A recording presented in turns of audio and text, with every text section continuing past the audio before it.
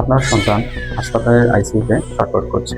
আপনি তাকে বাঁচাতে সবথেকে দামি অ্যান্টিবায়োটিক কিনে আনলেন, কিন্তু ডক্টর বললেন এই ওষুধ এখন আর কাজ করছে না, এটি এখন কেবলই পানি। কি চমকে গেলেন তো? হ্যাঁ, কল্পনা নয়, এটি বাস্তব।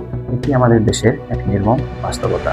সম্প্রতি রাজশাহী মেডিকেল কলেজ হসপিটালের এক গবেষণায় উঠে এসেছে এক ভয়ঙ্কর তথ্য। রাজশাহী মেডিকেল কলেজ হাসপাতালের আইসিইউ এর তত্ত্বাবধায়ক ডক্টর আবু হেনা মুস্তফা কামালের নেতৃত্বে এই গবেষণা চালানো হয়। এই গবেষণায় চাঞ্চল্যকর তথ্য উঠে এসেছে, যেখানে 84% অ্যান্টিবায়োটিক রেজিস্ট্যান্স ছিল বছরের শুরুতে, সেই সংখ্যাটা এপ্রিলের শেষ ভাগে এসে দাঁড়িয়েছে শতভাগে। অর্থাৎ প্রথম সারির 6টি অ্যান্টিবায়োটিকই এখন অকার্যকর। এখন কোনো সাধারণ অ্যান্টিবায়োটিকই আর চিকিৎসাধীন শিশুদের শরীরে কাজ করছে না।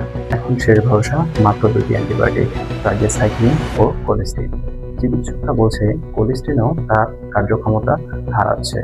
এই অ্যান্টিবায়োটিক রেজিস্ট্যান্সের কারণ হিসেবে উঠে এসেছে কৃষিক্ষেত্রে মাছ, পোলট্রি, যত্রতত্র অ্যান্টিবায়োটিকের অবাধ ব্যবহার, যা আমাদের মারাত্মক স্বাস্থ্য ঝুঁকিতে ফেলছে, যার ফলে 6 দিনের রোগ দ্বিগুণ সময়েও সারছে না।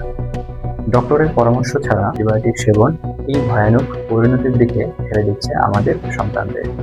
তাই আজই সচেতন না হলে সামান্য সর্দি কাশি জ্বরেও আমাদের সন্তানদের মৃত্যুর কোলে ঢলে পড়তে হতে পারে। তাই সচেতন হন, বিশেষজ্ঞ চিকিৎসকের পরামর্শ ছাড়া অ্যান্টিবায়োটিককে